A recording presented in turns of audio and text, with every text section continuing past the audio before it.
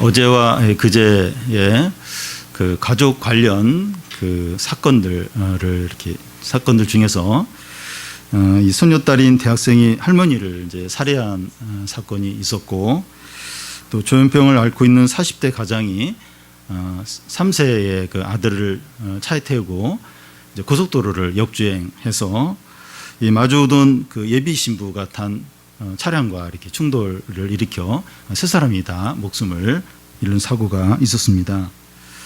이 손녀딸에게 살해된 할머니나 또 아빠와 함께 이 차를 타고 있던 3세의 아들은 가족이니까 이제 안심을 하다가 목숨을 잃게 된 겁니다. 가족은 전적으로 신뢰하는 관계이니까 이 한 가족이 다른 가족을 해치려고 마음만 먹으면 꼼짝없이 당할 수밖에 없습니다. 친한 친구 관계가 이제 이와 비슷하다고 할 수 있습니다. 친구니까 믿었는데 배신하거나 또 거짓말을 하거나 사기를 치면 그대로 당할 수밖에 없습니다. 가까운 친구에게 이런 일을 당하고 나면 그 고통이 너무 크고 또 손해도 결정적일 수 있고 그의 인생이 망가질 수도 있고 그 후유증이 오래 가게 됩니다. 시편 55편의 후반부는 다윗이 그 친한 친구에게 배신을 당한 후에 어떻게 했는가 하는 것을 보여줍니다. 이 시의 전반부는 이제 지난주에 살펴봤고 이 시간에는 이 시편의 후반부를 살펴보겠습니다. 이 시의 후반부는 이제 세 부분으로 나눌 수 있는데, 이 첫 번째는 이제 친한 친구의 배신이고, 이제 두 번째 부분은 다윗이 그런 일을 당한 후에 어떻게 했는가 하는 것이고, 세 번째는 하나님께서 다윗과 악한 자들에게 어떻게 행하셨는가 하는 것을 보여줍니다. 오늘 시편 말씀을 이제 살펴보기 전에 우리가 주의해야 할 것이 있는데, 현재 우리와 교제하는 사람들 중에서 사소한 어떤 다툼이나 또 오해나 갈등이 있을 수 있는데, 오늘 말씀을 바로 이제 적용하는 것은 조금 조심할 필요가 있습니다. 또 오늘 말씀을 들으면서 과거에 있었던 일이 다시 생각나면서 상처가 도지고 분노가 생기고 혼란스럽지 않아야 합니다. 과거의 일은 하나님 앞에서 기도하면서 다 이제 끝난 일입니다. 그러면 이 시간 살펴볼 시편의 말씀이 우리가 이 시편의 말씀을 살펴볼 이유가 무엇입니까? 성도인 우리들에게 이제 오늘 말씀에 나오는 친구의 배신이 있을 수 있습니다. 과거에 이미 있었을 수도 있고 미래에 올 수 있습니다. 과거에 그런 일이 있었는데 아직 정리되지 않았다면 이제 오늘 말씀을 통해서 정리를 하시고, 또 현재나 앞으로 이제 그런 일이 생겼을 때 오늘 말씀대로 이렇게 이제 하는 겁니다. 첫 번째로 친한 친구의 배신입니다. 12절에서 14절까지 우리 한 절씩 교대로 읽겠습니다. 나를 책망하는 자는 원수가 아니라 원수일진데 내가 참았으리라. 나를 대하여 자기를 높이는 자는 나를 미워하는 자가 아니라 미워할 자일진데 내가 그를 피하여 숨었으리라.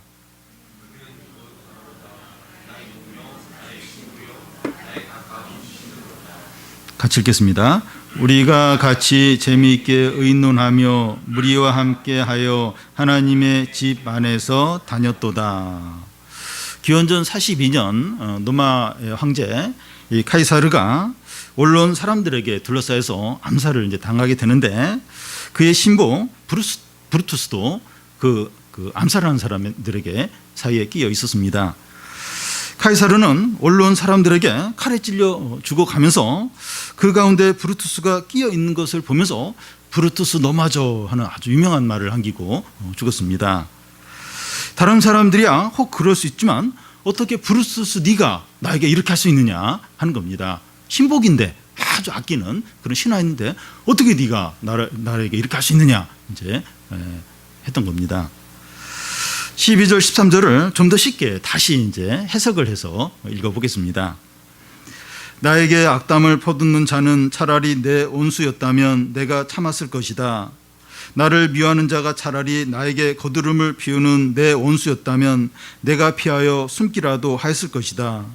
그런데 그가 바로 너라니, 그가 바로 내 동료, 내 동무, 내 가까운 벗이라니. 악한 자이고 평상시에 사이가 안 좋았고 또 원수인 사람이 나를 비난하고 해치려고 했다면 피하려고 하든지 덜 상처가 되었을 거라는 겁니다. 그런데 나의 동료이고 나의 친구이고 나의 가까운 친구가 나에게 이렇게 행하다니 너무나 고통스럽고 충격스럽다는 겁니다. 이 같은 말을 3번, 나의 동료, 나의 친구, 나의 가까운 벗, 이렇게 3번 반복하면서 그 충격과 고통이 얼마나 큰가 하는 것을 강조를 하고 있습니다. 다윗과 이 친구들이 얼마나 이제 서로 친했는가 하면 그 14절에 보면 우리가 같이 재미있게 의논하며 하는데 서로 어떤 비밀을 이야기하면서 즐거워했다는 겁니다. 서로의 속 이야기를 터놓고 말하는 아주 친한 사이였다는 거예요. 그리고 무리와 함께 하나님의 집안에 다녔다 하는데 인간적으로 친했을 뿐만 아니라 함께 예배를 드리며 신앙적인 친밀한 교제를 나누는 그런 사이였다는 겁니다. 이런 관계라면 무장해제한 상태에서 서로 신뢰하고 서로를 맡기게 됩니다. 그런데 이런 관계에서 배신을 하고 해치려고 하거나 거짓말을 하면 그 충격과 고통과 손해는 너무나도 크게 됩니다. 이런 예를 들면 이 다윗의 아들 압살롬이 반역을 할 때 이 아히두벨이 함께 반역에 도모하게 됩니다. 아히두벨은 다윗의 오랜 친구예요. 다윗의 모사입니다. 다윗이 뭔가 이렇게 고민하고 뭔가 결정을 할 때 이제 그걸 같이 상담했던 어떻게 보면 아주 비밀스러운 이야기를 나눴던 그런 사람이 아히두벨입니다.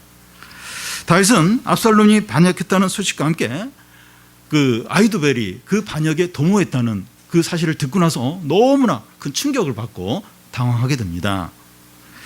아히두벨은 다윗에 대해서 너무 잘 알기 때문에 다윗을 해치려고 하면 얼마든지 한순간에 해칠 수 있는 다윗의 약점이 뭐고 다윗이 이런 위기 상황에 어떻게 피할 건가 이걸 다 꿰뚫고 있는 그런 사람이 아히두벨이에요.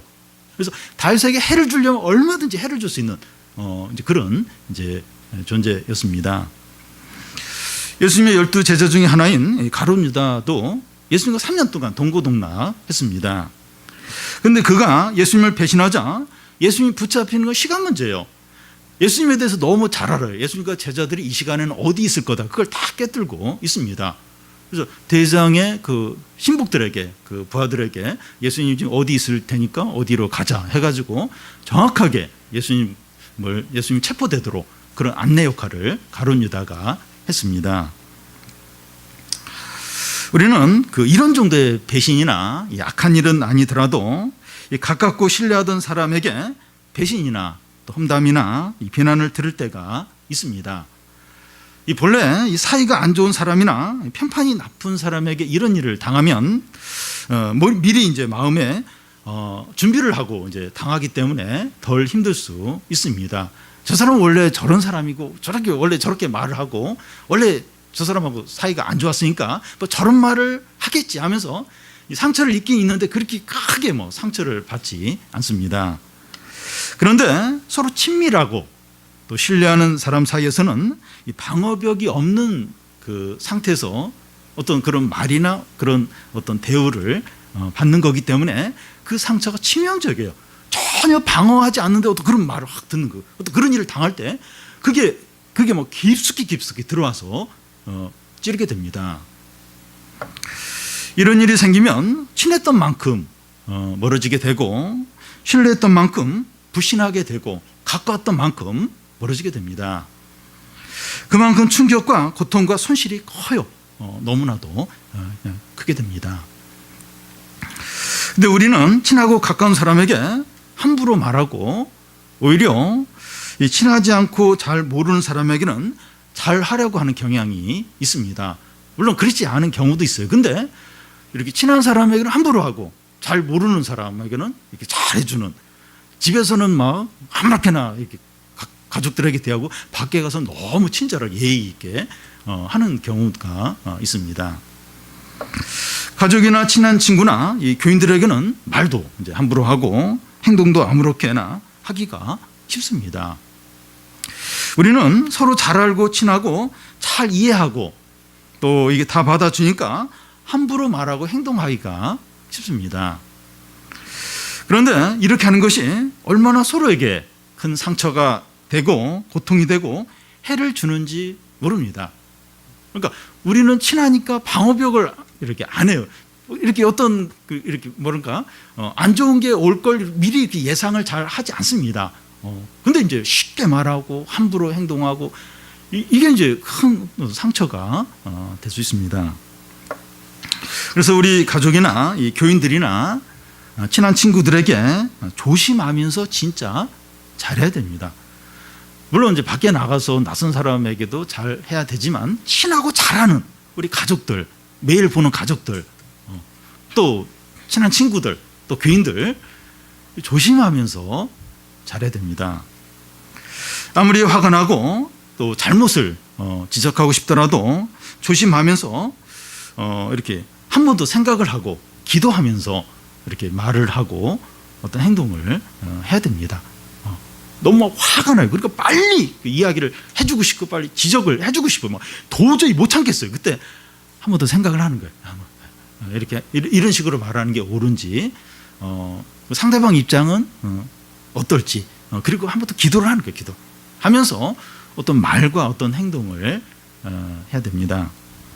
왜냐하면 우리는 상처받기 쉽고 고통당하기 쉬운 그런 관계에 있기 때문입니다.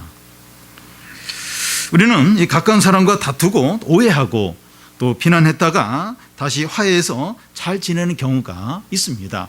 우리 대부분 그래요. 대부분 우리 가족이나 보통 이제 친구 관계나 교인들 관계에서 이렇게 좀 다투고 오해하고 그랬다가 또 이제 또 화해하고 그러면서 또 그냥 지내게 됩니다.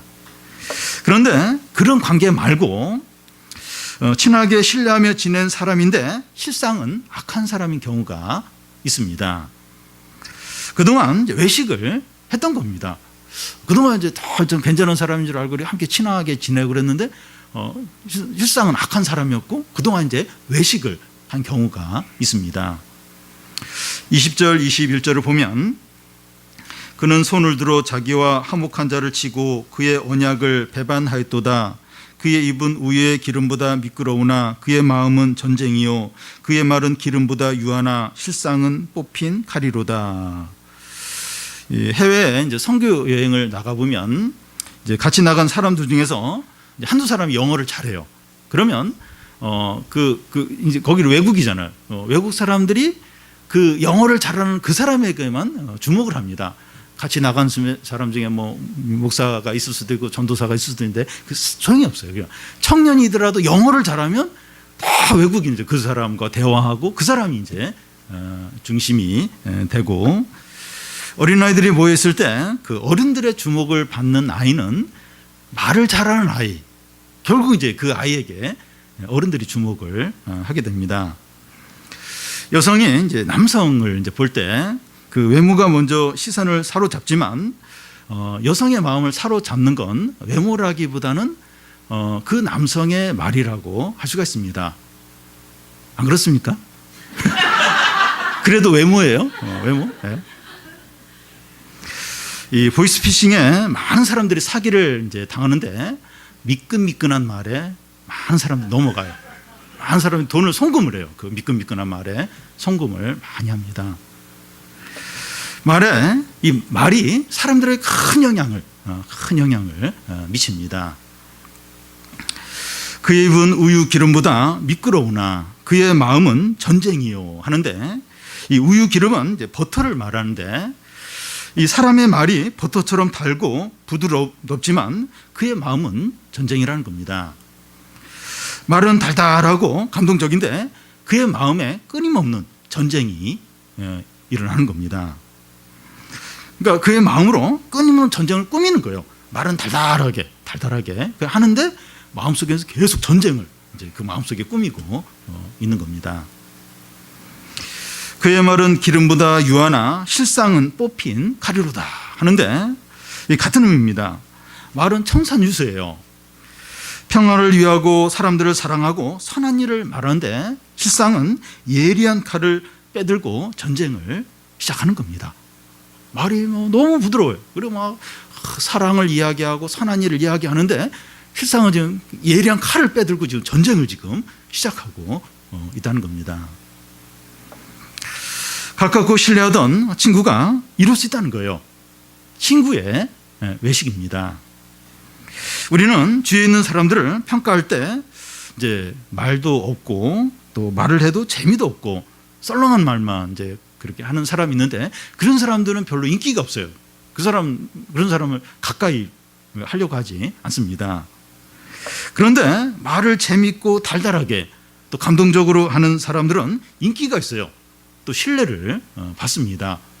무슨 단체에서 이렇게 회장 뽑을 때 그 말도 막 썰렁하게 하고 재미없게 하고 또 막 약간 사람들 감정을 상하게 하고 옳은 말을 하긴 하는데 그러면 안 뽑아요. 말을 달달하게 하고 사람들 막 쥐었다 놨다 하고 막 재밌게 또 말하고 이런 사람은 이렇게 딱 회장으로 이제 사람들이 뽑습니다. 그런데 이 말을 잘하는 것만 보면 안 되고 그 말에 진실함이 있는가 하는 것을 점검을 해야 합니다. 물론 말로 천연필을 갚는다 해서 말을 잘하는 게 중요하긴 해요.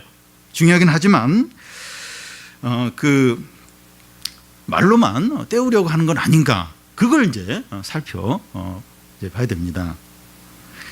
하나님 나라는 말에 있지 않고 능력에 있다고 했고 주여주여 하는 자마다 천국에 들어가는 것이 아니라 아버지의 뜻대로 행하는 자라야 들어간다고 했습니다.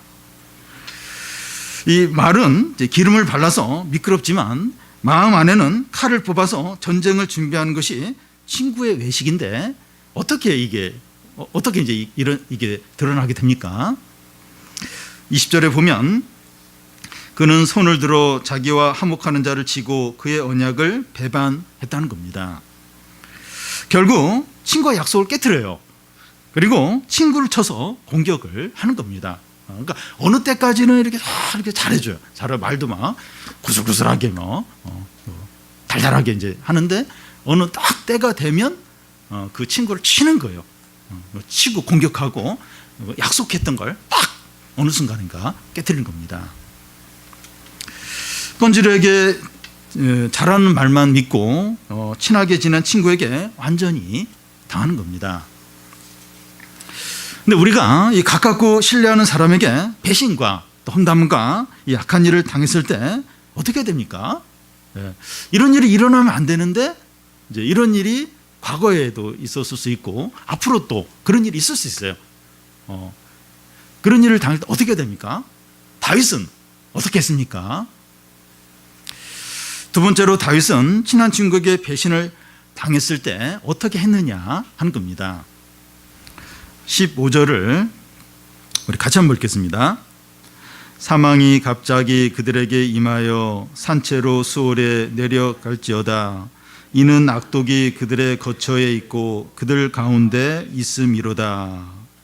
사망이 갑자기 그들에게 임하여 산채로 수월에 내려갈지니라 하는데 이 말씀은 민수기에 나오는 고라와 다단과 아비람이 모세에게 반역했다가 땅이 갈라져서 삼켜지는 그 장면을 연상시킵니다.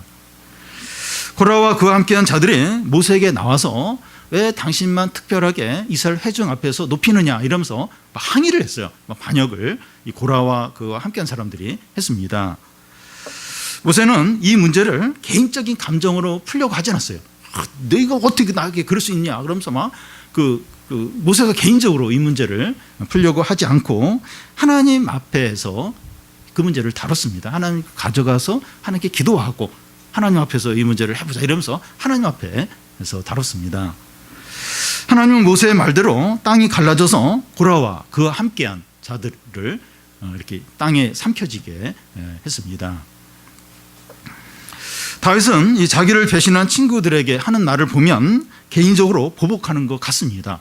방금 우리가 읽은 그 말씀 보면 자기를 배신한 친구에게 보복하는 것처럼 이렇게 말하는 것처럼 보입니다.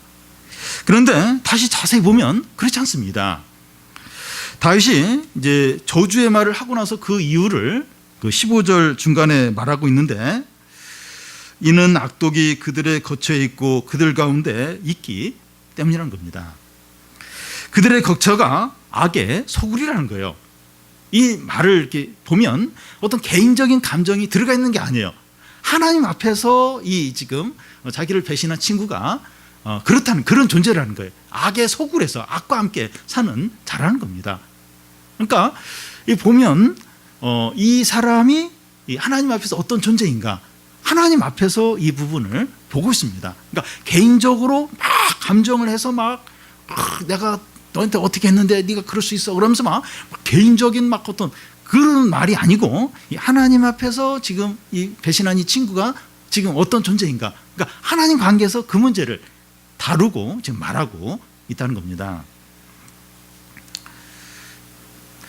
다윗은 배신한 친구들에 대해서 모세가 이제 고라 자손에게 했던 것처럼 하나님과의 관계에서 보고 있습니다.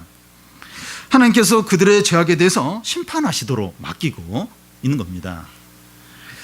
다윗은 그 아히도벨이 이제 반역에 동참했다는 그 사실을 알게 되었을 때 개인적으로 뭐 보복을 다짐하는 것이 아니라 아히도벨이 네가 이제 그럴 수 있냐 이러면서 그런 거 일체 없어요. 그런 거 일체 없고, 주여 아히도벨의 지혜를 어둡게 하소서 하면서 하나님께 전적으로 아히도벨의 문제를 맡기는 것을 볼 수 있습니다.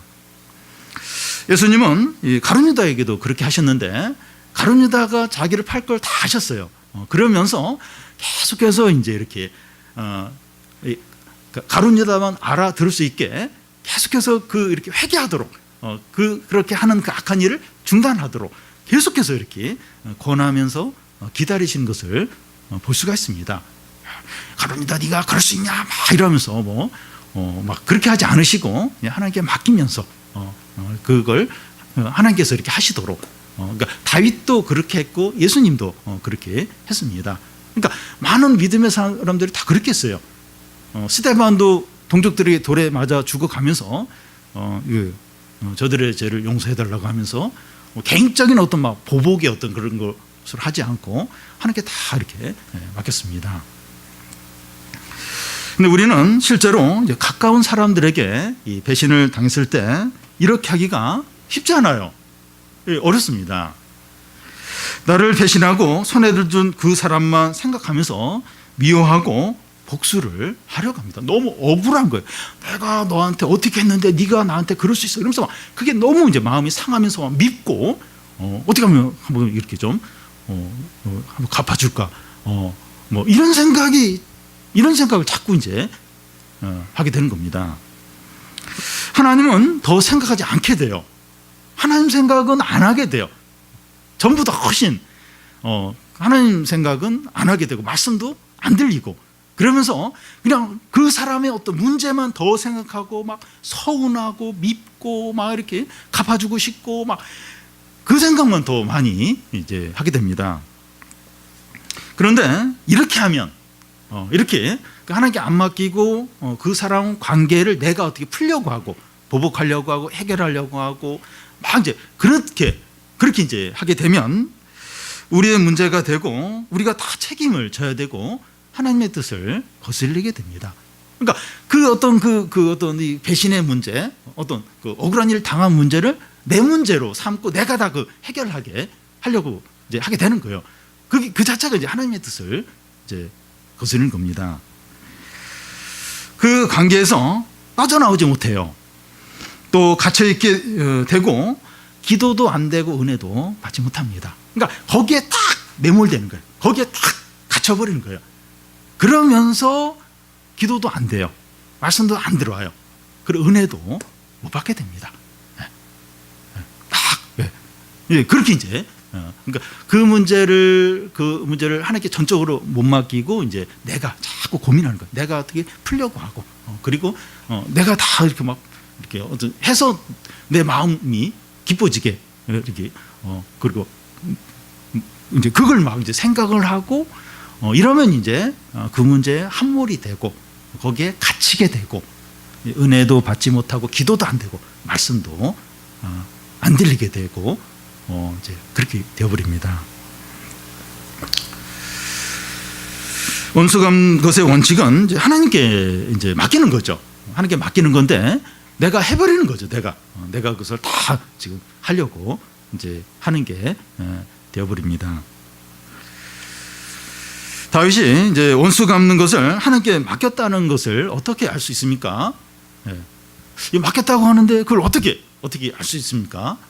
기도하는 걸 통해서, 다윗이 기도하는 걸 통해서 알 수가 있습니다. 16절 17절을 우리 한 절씩 교독 읽겠습니다. 나는 하나님께 부르짖으리니 여호와께서 나를 구원하시리로다.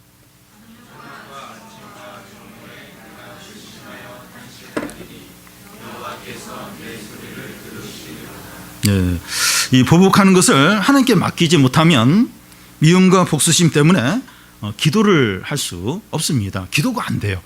내가 그걸 하나님께 못 맡기고 내가 이제 그걸 이렇게 풀려고 하고 내가 해결하려고 하고 내가 또 막 이렇게 보복도 이렇게 할 생각도 하고 막 이러면 기도가 안 돼요. 기도를 못 하게 됩니다.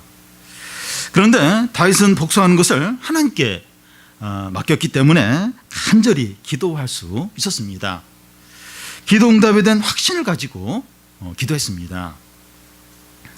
그리고 이 저녁과 아침과 정오에 내가 근심하며 탄식하리니 하는데, 이 저녁과 아침과 정오라고 하는 것은 하루 종일을 말합니다. 왜 저녁 아침 정오 이렇게 말하는가 하면 그 이스라엘 백성들이 하루는 저녁에서 시작해요. 저녁에서 그 다음날 저녁이 하루가 끝나게 되는데, 그래서 저녁 그 다음날 아침 정오 이제 탄식하며 이제 근심을 한다는 겁니다. 그러니까 그 배신한 친구 문제로 인해서 너무 힘든 거예요. 너무 괴로워가지고 그 아침, 점심, 저녁 할 것 없이 하루 종일 너무나 이제 그것으로 괴로운 겁니다. 그러니까 이제 회사 생활도 힘든 게 뭐 일이 많은 것보다도 이렇게 사람 관계, 동료 관계, 상관과의 관계, 사람과의 관계 때문에 힘들다고 하는데, 그러니까 참 이렇게 친하고 또 신뢰했던 사람과의 관계가 깨지거나 거기서 또 억울한 일을 당하거나 배신을 당하거나 그러면 그 문제에 사로잡히지 않을 수가 없어요. 하루 종일 그것으로 근심하고 탄식하고 너무나도 이제 괴롭게 됩니다. 그렇지만 이제 그런 가운데서 이제 하나님께 내 기도를 들어주신다는 확신을 가지고 하루 종일 기도하는 겁니다. 다윗은 막 탄식하면서 근심하면서 너무 괴로운 거예요. 그런데 그러면서도 하나님이 내 기도를 들으신다, 그런 확신을 가지고 하루 종일 이렇게 하나님께 기도로 나아간 겁니다. 여러분, 기도를 열심히 해야 하는 이유가 이제 그렇게 하지 않으면 미움과 분노에 사로잡히기가 쉬워요. 또 침체와 불신앙에 빠지게 되기 때문입니다. 특히 이제 이런 문제가 있을 때는 그냥 이렇게 밥 먹다가 길을 가다가 설거지 하다가 갑자기 막 그 생각이 나오면서 또 막 부르르 떨기도 하고 너무 미운 거예요. 분노가 생기는 겁니다. 그러면서 막 이렇게 침체가 되는 거예요. 불신앙에 빠지기가 쉬운 겁니다. 그러니까 그러지 않기 위해서 기도를 하는 그 순간 계속 그 문제를 하나님께 맡기고 하나님께 또 하소연하고, 그런 기도를 하지 않으면 이 분노와 미움에서 벗어나지 못해요. 그 함정에서 못 빠져나와요. 또 침체와 불신앙 가운데 빠지고, 그러니까 하나님에 대해서도 이렇게 막 기도하고 싶지 않은 거예요. 그리고 막 은혜도 이제 사라지게 되고 막 그 이 불신앙과 침체가 밀려오고 분노가 밀려오니까 계속 기도해. 순간순간 계속 기도를 이제 해야 하는 겁니다. 성도 여러분, 우리가 친하고 신뢰하던 사람에게 배신이나 또 부당한 일이나 손해를 받았을 때 하나님과의 관계에서 그 문제를 다루고 기도를 해야 됩니다. 이건 내 문제가 아니라 이거 하나님 문제다. 하나님 가져가서 하나님 관계에서 그 문제를 다루는 거예요. 하나님 앞에서 그 문제를 계속해서 보도록 하고 기도하는 겁니다. 쉬지 않고 기도를 하는 겁니다. 22절 앞에 보면 내 짐을 여호와께 맡기라 하는데, 우리의 모든 염려를 하나님께 맡기는 겁니다. 이 복수하는 일을 우리가 직접 나서서 해결하려고 하지 않고 하나님께 맡기니까 불안한 거예요. 문제가 더 심각해질 것 같고, 또 내가 여기서 말을 하지 않으면, 본때를 보여주지 않으면 또 그런 일이 반복될 것 같고, 그런 염려가 생기는 겁니다. 그러니까 하나님께 맡긴다는 게 이게 더 힘든 거예요. 더 막 어떻게 될 것 같고, 또 막 계속 나만 당할 것 같고, 그러니까 막 염려가 밀려오는 거예요. 그 모든 염려를 하나님께 맡기라는 거예요. 내가 직접 해야 되는데 하나님께 맡기니까, 나는 기도하니까 더 염려가 생기고 더 막 불안하고 그 모든 염려를 주님께 맡기라는 겁니다. 베드로전서 5장 7절에 이 말씀을 이제 그대로 이제 베드로전서 5장에서 인용하고 있는데요. 너희 염려를 다 주께 맡기라. 왜냐하면 그가 너를 돌보시기 때문이라는 겁니다. 우리가 염려를 맡기면 주님이 돌보신다는 것들. 너의 문제뿐만 아니라 또 이렇게 그 악한 자가 너를 더 이상 해치지 못하도록 주님이 돌보신다는 것. 네 모든 염려를 걱정을 다 맡기라는 겁니다. 마지막 세 번째로 우리가 복수를 하지 않고 하나님께 맡겼을 때 하나님께서 어떻게 하시느냐 하는 겁니다. 그래서 하나님 말씀대로 내가 이렇게 억울하고 내가 다 갚고 싶고 그걸 안 했어요. 하나님께 맡겼을 때 하나님이 나와 또 이렇게 어떤 악한 자를 어떻게 하시느냐 하는 겁니다. 하나님이 하시는 일은 크게 두 가지인데 악한 자는 심판해요. 그리고 의인은 구원하십니다. 먼저 이 악한 자를 심판하시는 겁니다. 19절을 우리 같이 한번 읽겠습니다. 옛부터 계시는 하나님이 들으시고 그들을 낮추시리이다. 셀라. 그들은 변하지 아니하며 하나님을 경외하지 아니함이니이다. 옛부터 계신 하나님이란 모든 만물이 있기 전부터 계신 하나님을 말합니다. 그 하나님이 들으시고 악한 자를 낮추신다는 겁니다. 다시 말해서 그 하나님께서 기도를 들으세요. 이 성도의 기도를 들으시고 악한 자들을 고통스럽게 벌 주신다는 겁니다. 이게 낮추신다는 게 고통스럽게 벌 주시는 것을 말합니다. 그러니까 만물이 있기 전에 그 계신 하나님이 이제 우리가 기도할 때 그 기도를 들으셔요. 그리고 그 악한 자를 아주 이렇게 고통스럽게 벌을 주신다는 겁니다. 또 19절 중간에 그들은 변하지 않는다고 하는데 회개하지 않는 것을 말합니다. 그들은 회개하지 않아요. 또 하나님을 경외하지도 않습니다. 이런 자들은 하나님의 심판을 피할 수 없습니다. 여러분, 이 가까운 사람들끼리 친구 사이에 뭐 다투고 오해하고 막 비난하고 뭐 그럴 수 있어요. 그럴 수 있는데 그게 문제가 아니라 그런 일이 있고 나서 회개하지 않고 하나님을 경외하지 않는 게 문제입니다.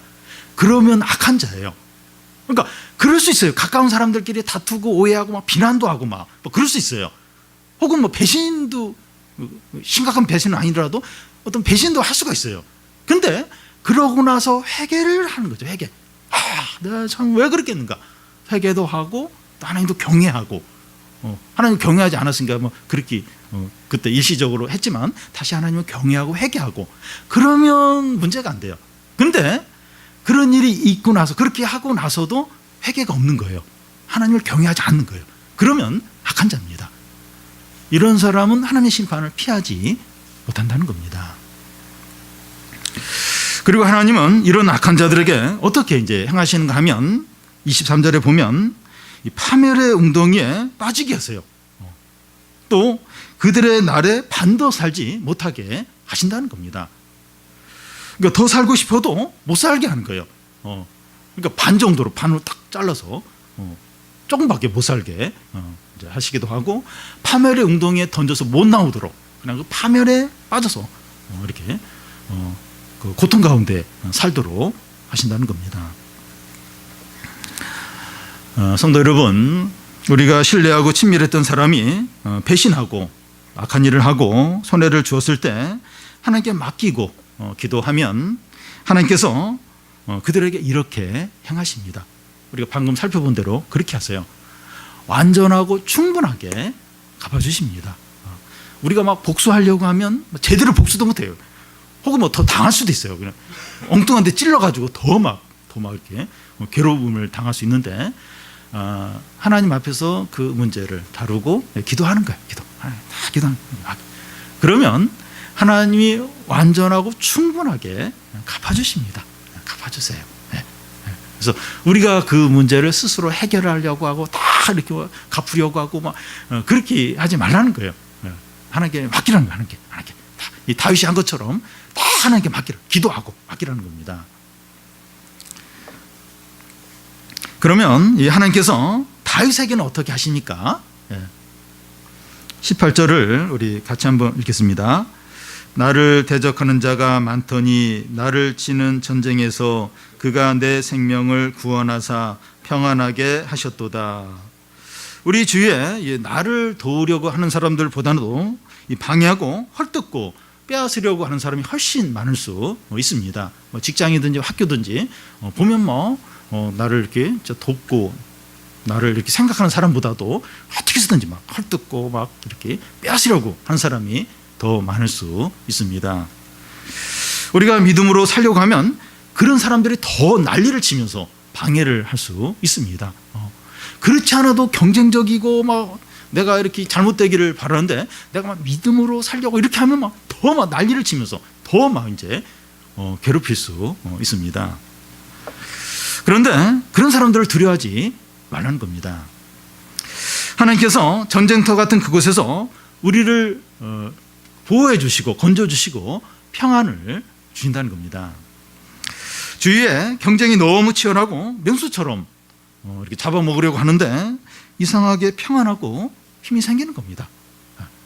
상황은 어려워요. 어려운데 이상하게 평안이 있어요. 그리고 어떤 힘이 생겨요. 힘이. 두려움이 아니라 어떤 힘이 우리 안에서 불긋불긋 올라오는 겁니다. 하나님이 그런 어떤 평안을 주세요. 또 그런 힘을 주시기 때문입니다. 그리고 22절에 보면 내 짐을 여호와께 맡기라. 그가 너를 붙드시고 의인의 요동함을 영원히 허락하지 아니하시리로다. 의인의 요동함을 영원히 허락하지 않는다는 겁니다. 모두가 변해도 주님은 변하지 않으십니다. 모두가 다 바뀌어요. 다 바뀌는데 주님은 변하지 않아요. 주님은 영원히 변하지 않으십니다. 의인이 제거되거나 밀려나거나 흔들리지 않도록 하십니다. 주님은 안 변해요. 주님 안 변하면서 의인이 밀려나지 않도록, 요동하지 않도록, 제거되지 않도록 이렇게 영원히 지키십니다. 누가서에 사망이나 생명이나 천사들이나 권세자들이나 현재일이나 장래일이나 높음이나 깊음이나 다른 어떤 피조물이라도 우리 주 그리스도 예수 안에 있는 하나님의 사랑에서 끊을 수 없다는 겁니다. 하나님은 변하지 않아요. 강력한 그런 능력을 가지고 그리스도 안에 있는 하나님의 사랑을 끝까지 우리에게 나타내십니다. 죽음이나 장래이나 높음이나 무엇도 이 하나님의 백성, 이 성도를 건들지 못하도록 지켜주십니다. 그래서 우리가 직접 다른 사람에게 보복하거나 원수를 갚을 필요가 없습니다. 너무 억울하면 속상해. 말이라도 한마디 막 해주고 싶고 뭔가 막 이렇게. 근데 그럴 필요가 없어요. 원수 갚을 필요가 없습니다. 사실은 너무 이제 힘들죠. 너무 마음이 아프고 괴롭고 막 억울하고 근데 내가 막 갚을 필요가 없어요. 내가 보복할 필요가 없습니다. 하나님께서 악한 자들을 철저하게 심판하시고 의인들을 전쟁터 같은 곳에서 구원하시고 영원히 붙들어 주시기 때문입니다. 다윗의 삶이 그걸 보여줘요. 하나님 믿음의 사람의 삶이 그것을 증거합니다. 그래서 다윗은 마지막으로 이제 고백을 하는 것이 무엇인가 하면 그 23절 끝에 보면 나는 주를 의지하리이다. 마지막으로 하는 말이 나는 주를 의지한다는 겁니다. 우리가 친하고 신뢰한 사람에게 배신당하고 어려움을 당했을 때에도 나는 주를 의지하는 거예요. 너무 화가 나죠. 너무 화가 나고 힘든데 그래도 주를 의지하는 거예요. 주를 의지하고 전쟁터 같이 우리를 해치려고 하는 사람이 너무 많아요. 그럴 때도 나는 주를 의지하는 겁니다. 도와줄 사람 없어요. 해치려고 하는 사람 훨씬 많아요. 상황 너무 어려워요. 그래도 나는 주를 의지하는 겁니다. 주님은 악한 자는 심판하시고 의인들은 영원히 견고하게 지켜주시기 때문에 그걸 알기 때문에 주를 의지하는 거죠. 주를 의지하는 겁니다. 우리가 언제나 어떤 상황에서나 주를 의지하고 기도하고 우리의 모든 문제를 맡겨서 평안과 응답과 승리와 구원을 풍성하게 다 누리시기를 바랍니다.